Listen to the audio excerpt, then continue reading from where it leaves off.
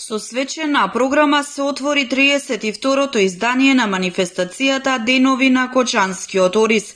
Истовремено се круниса жетварската убавица за 2023 година, а забавна програма Општина Кочани организира за сите присутни гости од државата и странство. Младата Моника Миткова се закити со титулата Жетварска убавица за 2023 година, а Стефанија Соколова и Ивона Евтимова со титулите прва и втора придружничка. Возбудени, но и срекни, пред камерите велат честа е огромна, а чувството уште поубаво. Чест ми е што оваа година ја носим титулата на Жетварска убавица.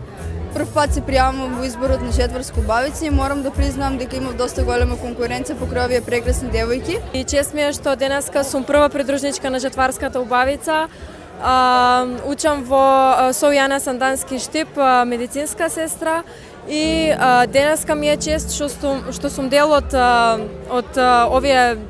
оваа манифестација и што ја освоив титулата како прва придружничка. Им благодарам на граѓаните што гласаа за мене и им посакувам на оризопроизводителите и на помладата генерација успешна жетва, а помладите да ја негуваат традицијата и да продолжат да ги шират корените понатаму. Срекна сум што добив титулата втора придружничка и благодарам на сите граѓани што гласаат за мене. Низ за настани по повод манифестацијата се закажани за денеска, а главните случувања се утре во селото Мојанци, каде традиционално ќе се зажнее.